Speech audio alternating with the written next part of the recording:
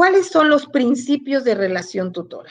Un principio, ustedes saben que es lo que uno sigue independientemente de la actividad o el contexto en el que realice algo, ¿no? Esta es la idea de principio, ¿no? Algo que orienta, el principio orienta nuestra actuación, ¿sí?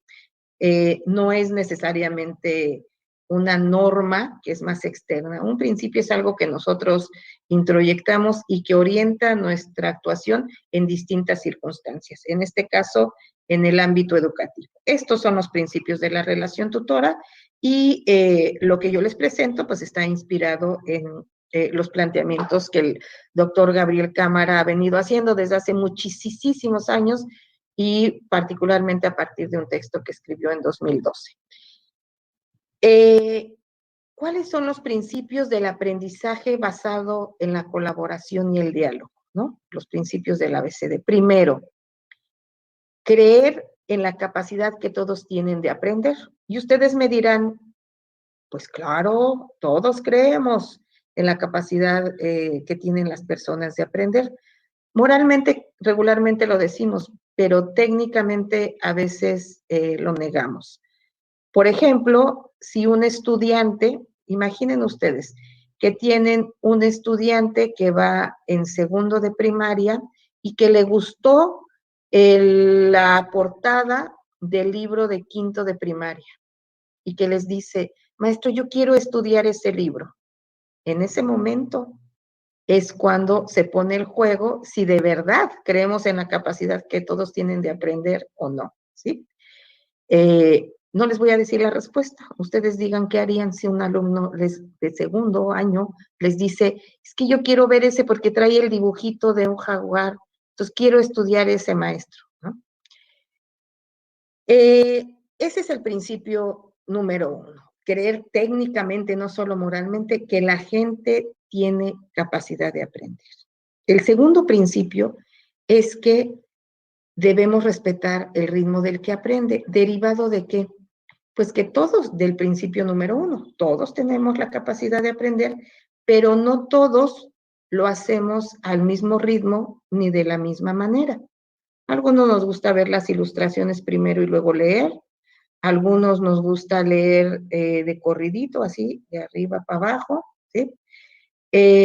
Algunos nos gusta hacernos una pregunta antes de leer, y a algunos nos gusta leer todo y al final y después hacernos las preguntas.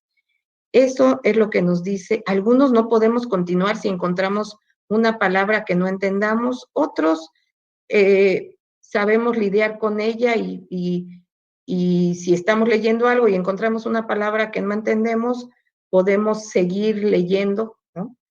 Otros no, nos detenemos hasta que no resolvamos el significado de esa palabra. A eso me refiero con que no todos aprendemos al mismo ritmo, ¿sí? Esto llevado a un plano mayor también habla de las condiciones particulares que cada quien tiene de aprender, de quien ha vivido en la ciudad, de quien ha vivido en el campo, de quien tiene una característica de discapacidad o una necesidad educativa especial, también están incluidos en este principio. Entonces, principio número 2 es respetar el ritmo del que aprende. Y no estoy hablando, muchachos, para los que estén pensando mal, ay, sí, si me toca un flojito, un alumno flojito, lo voy a dejar ahí hasta que quiera estudiar. No, no me refiero a eso. Me refiero a que una vez establecida esta relación educativa, no debemos, primero no debemos catalogar que el que aprende rápido es mejor que el que aprende lento, ¿sí? El que aprende lento aprende de modo distinto y el que aprende rápido o avanza rápido tampoco quiere decir que lo hace bien o lo hace mal, lo hacen a distinto ritmo, ¿no? También este principio opera cuando vemos que ya estamos pasando a la actividad 2 y alguien todavía no va ni a la mitad de la actividad 1 y es el que nos debe regular para no decir, ándale, apúrate, mira, tus compañeritos ya terminaron y tú vas atrasado. Tienes un ritmo distinto y entonces yo debo poner en juego este principio número 2. El principio número 3 es que se deben respetar los procesos de razonamiento y de construcción de conocimiento del aprendiz, relacionado con lo que les acabo de decir. Vamos acomodando cada uno de nosotros las cosas de distinta manera, ahora que la neurociencia está tan avanzada y han hecho placas, imágenes de nuestro cerebro, podemos ver cómo es ese mundo de neuronas, y si algo me atrevería yo a decir ahorita es que no están acomodadas de la misma manera, ¿no? Las conexiones, aún en gente que está leyendo lo mismo, no son las mismas. Entonces también tenemos procesos de razonamiento distintos, ¿verdad? Y mapas mentales o formas de comprender que son diferentes. Ese es el punto número 3. Y antes de pasar al 4, les voy a comentar lo siguiente. La ciencia ha avanzado mucho y les acabo de decir que la neurociencia, por ejemplo, ha logrado hacer imágenes de las conexiones cerebrales. Pero lo que ha fotografiado en realidad no es el pensamiento, lo que ha fotografiado es cómo se organizan las neuronas. El pensamiento es algo que no es posible ser explorado si no es hasta que la persona que lo posee lo manifiesta. Y el modo de manifestarlo es a través del lenguaje. Y el lenguaje que todos poseemos, independientemente de nuestra historia escolar, es el lenguaje hablado, la oralidad. Entonces, el único modo que tenemos de saber cómo piensa nuestro estudiante, cómo organiza su razonamiento, es hablando con él, dialogando, no cuestionándolo, no ser inquisidores, como si fueran ahora buenos integrantes de alguna fiscalía, no, buenos dialogadores con ellos, ¿no? Preguntando, hablando con ellos sobre su contexto, etcétera. No aparte, sino en el momento en que estamos tratando de enseñarles algo. Entonces, ese es el único modo que tenemos para poder ver cómo piensa nuestro estudiante. Por eso, el principio número 4 es que no debemos interrumpir el diálogo tutor o el diálogo para lograr que nuestro estudiante comprenda algo, sino hasta que él haya logrado la comprensión, no la comprensión de todo el tema, sino la comprensión de ese fragmento de tema o fragmento de contenido que le está impidiendo avanzar. Imagínense, este tiene connotaciones ahora que hablamos tanto también del aspecto emocional, tiene connotaciones importantes. Imagínense a alguien que está tratando de entender y nosotros lo estamos ayudando y de repente, presionados porque está ocurriendo otra cosa o el tiempo, le decimos, bueno, hasta aquí ya se acabó. Primero lo dejamos con la frustración de no haber logrado la comprensión y ahí, dice Elmore, que dicen los neurocientíficos, se crea una conexión cerebral importante, que es frustración asociado a ese tema, ¿no? Y se queda con la idea de que no es capaz de aprender en ese momento de interrupción. Y lo que queremos es lo contrario, que las conexiones que se hagan incluso emocionales sean de satisfacción. Por eso no debemos interrumpir el intercambio que estamos teniendo con un estudiante, sino hasta que logre la comprensión. Luego vienen uno que es aplicable a nosotros como personas que queremos ayudar a algo a aprender. Y es que compartamos con ellos, les enseñemos, para que me entiendan mejor, solo lo que nosotros también hemos comprendido con suficiencia. En mi historia, no me voy a detener ahorita porque se me va el tiempo, pero en mi historia de CONAFE, que ustedes ven que ya es de muchos años, pero por ahí de 1998, empecé a registrar y a coleccionar cómo lo que yo veía que hacían en aquel entonces instructores, ahora Lex o cualquier maestro que he visto en estos años, cómo interactúa con sus alumnos, ¿no? Y he visto cosas muy hermosas y cosas muy preocupantes. Por ejemplo, cuando no nos aseguramos de comprender bien lo que estamos tratando de transmitir, podemos llegar a hacer que nuestro estudiante se quede con una idea falsa de algún conocimiento, ¿no? Me ha tocado ver que se diga que el teorema de Pitágoras se aplica a todos los triángulos, digamos que son de las cosas que me han quedado más grabadas por la gravedad de la situación, pero otros contenidos que también se transmiten de manera errónea. Pero ese es por una parte. Uno puede decir, bueno, pero yo sé perfecto sumar, restas, multiplicaciones, divisiones, geometría, álgebra y todo, entonces no necesito estudiar para enseñar. Pero acuérdense que lo que queremos con el estudiante es que él logre aprender a vencer las dificultades que le impiden comprender algo. Entonces, lo que necesitamos es revisar nosotros también el material específico con el que está tratando de comprender los textos concretos, porque ahí nos vamos a poder encontrar cuáles son las cosas que posiblemente le causen dificultad al estudiante. Y cuando yo encuentre una cosa que posiblemente le va a causar dificultad al estudiante, he encontrado una fuente de inspiración a la didáctica o al modo de resolver, ¿no? Yo me acuerdo que hace muchos años usaba esta frase y les decía, cuando uno va leyendo de corridito un texto y de repente nuestros ojos parpadean con una velocidad mayor y nos sentimos obligados a leer el párrafo anterior y resolvemos y ya recapitulamos lo que estábamos entendiendo y podemos seguir leyendo, nosotros podemos hacer eso en cuestión de segundos. Para un estudiante, sobre todo para un estudiante de un entorno con pocos referentes de lecturas, esos que para nosotros representaron segundos, para ellos pueden ser un obstáculo importante que va a requerir mucho más tiempo.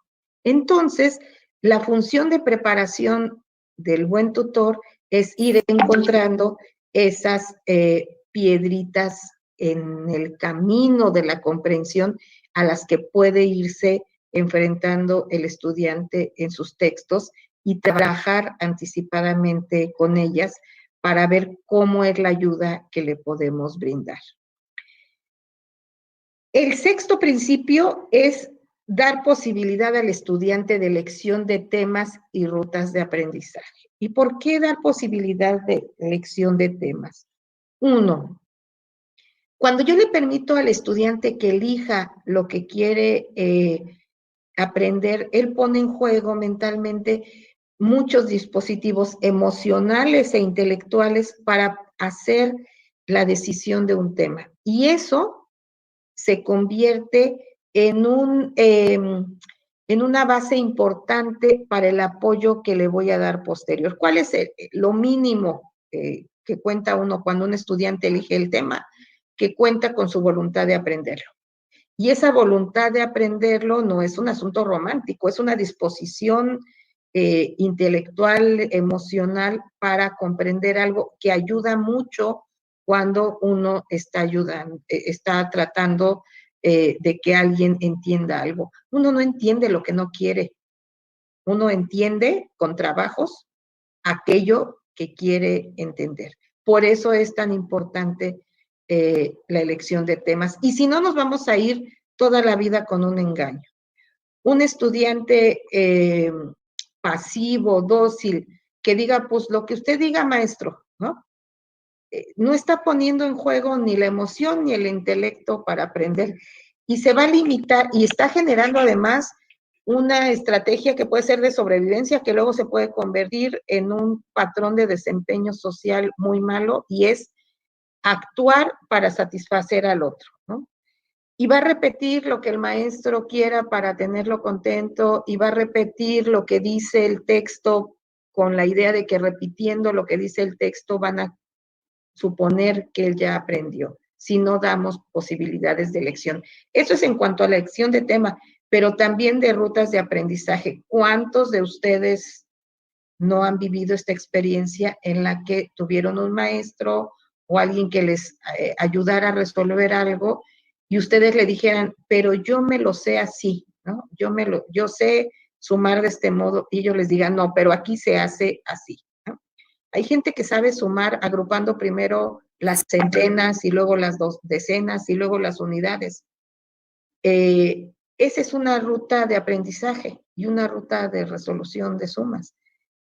Pero si nosotros insistimos en que no, porque a mí me enseñaron que hay que poner las cifras en filita y hay que empezar primero por las unidades y luego las decenas y luego las centenas, entonces está menospreciando la otra ruta de aprendizaje y está imponiendo su propio razonamiento al razonamiento del alumno y entonces no está respetando el ritmo del que aprende y entonces no cree en la capacidad que su estudiante tiene de aprender.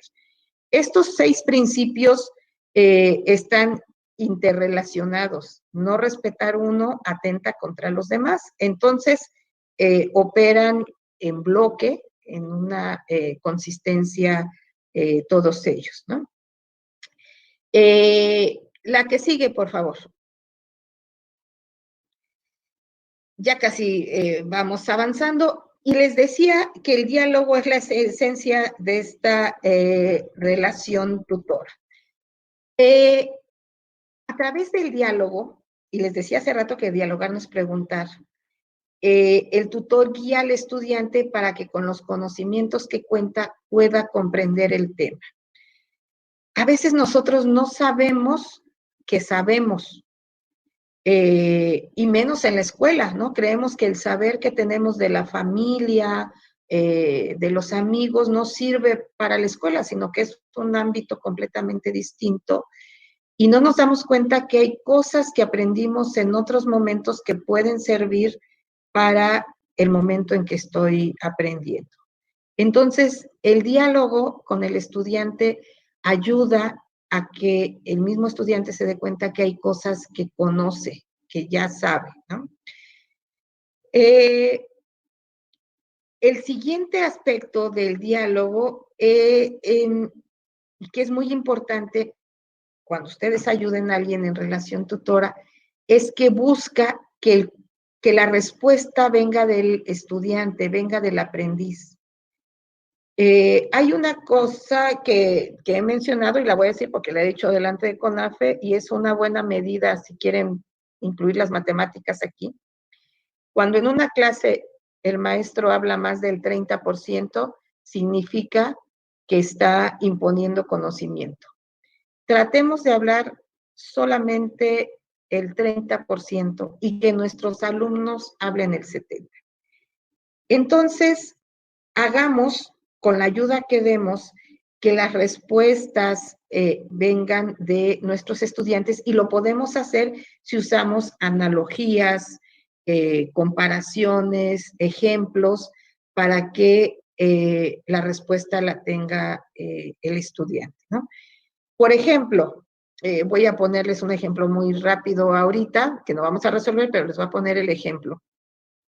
Cuando multiplicamos, acomodando las cifras de manera vertical, cuando multiplicamos la segunda cifra, siempre dejamos un huequito debajo del primer número que tenemos en la fila de arriba, cuando hacemos, obviamente, multiplicaciones de más de 2 cifras. Ese huequito que dejamos, si un estudiante les pregunta, ¿por qué tengo que dejar este espacio? Bueno, para empezar, los estudiantes luego no lo preguntan, uno lo tiene que preguntar, ¿por qué tenemos que dejar ese espacio? Y si yo, tratando de ser un buen maestro, me apresuro y digo, pues porque como estás multiplicando las decenas, entonces ya no estás ocupando las unidades, por eso lo debes dejar al nuevo.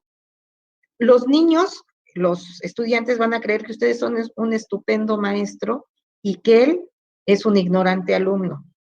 Y el ABCD no quiere eso. El ABCD lo que quiere es que los alumnos piensen que son estupendas personas capaces de aprender y que no son ignorantes.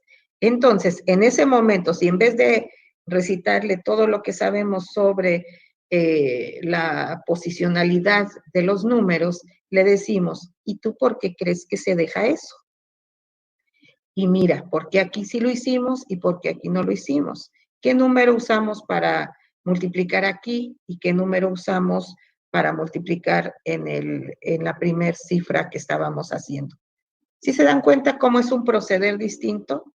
Y este diálogo lo que va a hacer es que el estudiante diga, órale, no era yo tan ignorante, puedo resolver mis propias dudas. Por eso digo, y quiero plantear eso, esta es una frase que he usado durante muchos años para que entendamos qué es diálogo y que veamos que es algo que va más allá de preguntar o de hablar simplemente. Y digo que en la relación tutora dialogar no es hablar, es la afectación mutua del pensamiento. ¿Y cómo nos afectamos mutuamente? Con las respuestas que me da el estudiante, yo tengo que cambiar y pensar el modo como lo quiero llevar a la comprensión. Entonces está afectando también mi modo de pensar como docente. Y lo que yo le doy al estudiante debe ayudar a que él modifique el modo como está organizando su comprensión y pueda encontrar la respuesta. Entonces, cuando hacemos esto, lo que estamos haciendo nosotros es aportarle a los estudiantes más contexto, a veces no tienen el contexto que se necesita, fuentes culturales, es decir, cómo se entiende las cosas en la cultura a la que ellos pertenecen, cómo se entiende en el saber occidental. Debemos ser conscientes que lo que estamos dando a través de nuestros programas de estudio, en buena parte, no totalmente, pero en buena parte son saberes del mundo académico y del mundo académico occidental, además, ¿no?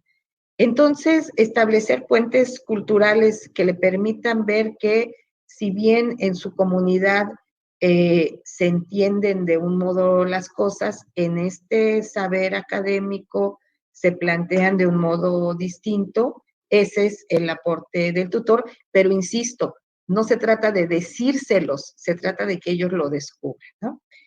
Y a veces, por lo menos, le servimos de espejo al tutor. Miren, de verdad, con que ustedes cada vez que su estudiante les diga algo, ustedes repitan lo que les dijo para que él pueda, a modo de espejo, ver si eso que dijo en realidad es lo que quería transmitir, ya es una ganancia importante en esta nueva relación que queremos en el núcleo de la práctica educativa, ¿no? Mañana veremos los ejemplos y estas cosas quedarán un poco más claras, pero es importante comentarlo desde ahorita. Cuando un estudiante les dice, maestro, es que cuando el sol sale por aquí y se mete por acá, y yo le pregunto, entonces lo que me estás tratando de decir es que el sol sale de alguna parte y va y se guarda a otra. Con esa pregunta, el estudiante va a saber si es lo que está tratando de decir o lo que nos quería decir era que el sol le daba vueltas a la Tierra y que lo vemos ahí, ¿sí?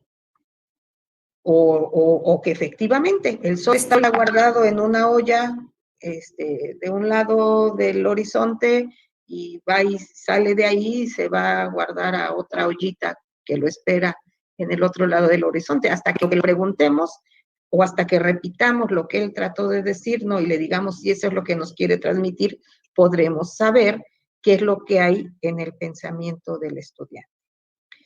La que sigue, por favor, Aileen. ¿Cuál es el ciclo de tutoría? Insisto, mañana lo vamos a ver con más calmita, pero es importante verlo, ¿no? La tutoría tiene este ciclo. Con todo lo que les acabo de decir lo primero es elegir tema por las razones que anteriormente les expuse. Lo siguiente es recibir tutoría a través del diálogo, ¿sí? A través de la ayuda que le permita al estudiante encontrar por sí mismo las respuestas. Después, el siguiente paso o el siguiente momento es registrar el proceso de aprendizaje. Mañana lo vamos a ver con más calma, pero ahorita lo voy a decir bien. ¿Qué es registrar el proceso de aprendizaje? No es contestar un cuestionario, no es hacer un resumen, no es escribir la respuesta o no es escribir el procedimiento de la operación matemática. Es ayudar a que el estudiante escriba lo que pasó por su pensamiento en el momento en que estaba tratando de aprender algo. ¿Y por qué queremos que lo escriba? Porque una vez que se escribe, primero le damos una validez de dato importante. Y eso le da seguridad al estudiante que lo que pensó era valioso, aunque haya sido un error, que lo que pensó era valioso, primero. Pero después, cuando escribimos cómo le hizo para lograr salvar cierta dificultad y la escribe, entonces queda registrado una habilidad para seguir aprendiendo en situaciones semejantes, lo que a los que estudian educación le llaman transferencia de conocimiento, ¿sí? Ese es uno. Y lo otro, desarrollamos en ellos una habilidad que los que estudian educación le llaman metacognición, y que es la habilidad de poder explorar nuestro propio pensamiento, cosa que a veces no hacemos, o los que tienen dinero lo hacen cuando van con un psicoanalista. Explorar nuestro propio pensamiento es lo que buscamos que suceda cuando le pedimos al estudiante que registre el proceso que siguió para resolver algo. A eso se refiere. ¿Qué dudas tenía? ¿Cómo logró encontrar la respuesta? Con esas dos simples preguntas, el estudiante es capaz de reconstruir lo que estaba en su pensamiento y ver que hay cosas valiosas que él sabía, que hay cosas muy valiosas que aprendió, pero sobre todo queda registrado el modo como logró pasar del desconocimiento a la comprensión. Y eso le va a servir para que lo use en otro momento del aprendizaje escolar o incluso en otro momento de su vida. Luego, el siguiente paso es demostrar lo aprendido. Como es algo valioso, se hace públicamente, socialmente, no es oculto solo en un examen en el que nomás yo y el maestro sabemos lo que sacamos y donde luego se publica un número que sabrá Dios qué dice, qué significa, ¿no? 10, 9, 8, 7 de calificación.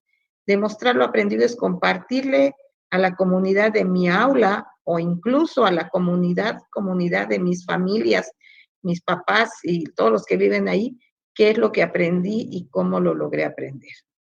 Y después viene, una vez que hace uno todo eso, ha podido acumular la experiencia suficiente para saber que ese tema lo puedo compartir con otro. Y ese es el momento en que le llamamos integrar el tema al catálogo. Al catálogo significa a los temas que yo puedo compartir con otros, ¿no? Antes no era catálogo, antes era un tema ahí. Hasta que vivo la experiencia, puedo decir que tengo algo que ofrecer a otros compañeros. Y entonces, el paso final, que es el paso desde mi punto de vista más transformador del aula, pero también más transformador de la sociedad que podemos aportar, es darle tutoría a otra persona. Aquí hay un cambio muy importante. Darle tutoría a otra persona es aprender para ayudar a otro a aprender. No aprender para mostrar que uno es mejor que el otro y que logra colocarse en una posición social, aunque sea del aula, pues en una posición social en la que dejó a varios atrás. Es recibir para compartir y esto cambia el ambiente del aula enormemente y si uno operara así en sociedad, lograríamos tener pues una sociedad más solidaria, ¿no? Entonces, ese es el acto de dar tutoría al otro. El examen final es que lo que yo logré comprender bajo los mismos principios de no dar la respuesta, de hacerlo a través del diálogo, es lo que implica ayudar a otro compañero a aprender. La que sigue, Aileen, por favor. La red de tutoría. ¿Qué es lo que pasa? Cuando yo ayudo al otro, cuando terminé mi tema, y otro compañero que también terminó su tema me ayuda a mí, empezamos a gestar una red de apoyo mutuo, a la que le llamamos red de tutoría, ¿no? Y entonces, si varios aprendemos temas y compartimos, pues entonces generamos algo como lo que ven ustedes en la gráfica con las flechitas y bolitas, en el que todos estamos enseñando y aprendiendo a la vez. cuando enseñamos, confirmamos lo que aprendemos, ¿no? El que enseña aprende 2 veces. Y ese aprendizaje que yo ya tuve, que lo demostré, que lo escribí, a la hora de compartirlo se enriquece enormemente con mis compañeros. Nos queda poco tiempo, pero yo quisiera que se centraran en estas fotos que ustedes ven en la diapositiva y piensen cómo podemos hacerle para lograr que imágenes así se reproduzcan en las aulas en que van a tener. A mí me maravilla, ustedes ven la primera foto, estos 3 niños están tratando de averiguar en la computadora cómo son y cómo vivían los tucanes, creo que era lo que buscaban. Y en la segunda, una compañera está ayudando a su compañera a entender, cómo se calculan los volúmenes de algunos cuerpos geométricos. Y en la foto que ven abajo, mientras eso sucede, estas fotos son de un mismo momento en el aula, ¿no? Para no tener la complicación de pasarles un video en un estudio que hicimos con el Centro de Estudios Educativos, encontramos esta situación y la foto de abajo es mientras lo de arriba sucedía, abajo la maestra estaba dándole tutoría a una compañera de quinto para que entendiera la idea de biodiversidad. Y si ustedes se dan cuenta, atrás están 2 niños, que eran creo que de 4º año, estudiando individualmente. Todo eso sucede en un mismo momento, no son momentos distintos, en un mismo momento. Eso es lo que genera la red de tutoría, estudio individual, estudio colaborativo y diálogo para aprender con el apoyo de otra persona, sea un compañero o sea el maestro. La que sigue, Aileen, por favor. Entonces, con eso, pues se genera una comunidad de aprendizaje. No les vale lo que está ahí, ustedes lo van a poder leer después. Lo que me quiero centrar es en la foto, porque a mí me maravilló cuando la vi. Es un resultado del ABCD. Y no es que porque me haya maravillado ahí sea válida, sino por lo que les voy a decir. Ese niño está ayudando a su compañerita de Guirárica a entender los principios básicos de las figuras geométricas o las características básicas de las figuras geométricas. Y ustedes lo que pueden ver es el interés con el que el estudiante tutor observa lo que la niña está haciendo a una edad en la que pareciera que alguien no es capaz de preocuparse por el otro. Y esta es distinción de la relación tutora. No es solo ayuda para entre los dos resolver un problema común. Es en el que los mismos estudiantes asumen que pueden tener la capacidad de transformar a su compañero estudiante y ayudarlo a ser mejor alumno, ayudarlo a entender y en ese sentido, pues ayudarlo a ser mejor persona. Por eso quien conoce las redes de tutoría se maravilla del tipo de clima que hay en el aula, porque este trabajo en red permite que todos nos sientamos capaces de hacer algo por mejorar, en este caso hablando del aprendizaje y lo académico, por mejorar a nuestros compañeros. Y se hace con toda la calidad y cuidado posible porque se hace después de seguir todo ese ciclo de tutoría. El que sigue, por favor. Creo que ya es la última la que sigue. Sí, es la última y luego la tarea. Para lograr eso, nosotros tenemos que ser consistentes con la propuesta y entonces nuestra formación tiene que ser experiencial. Uno no aprende a ser tutor leyendo o solo leyendo textos de tutoría, hay que leer algunos, pero uno no aprende a ser buen tutor solo leyéndolo. No aprende a dialogar si no practica el diálogo. Entonces, las características de la formación docente que necesita este tipo de propuesta es que sea basada en la experiencia. Entonces, es necesario que nosotros tengamos una experiencia de aprendizaje por cuenta propia y de apoyo a otro a través del diálogo.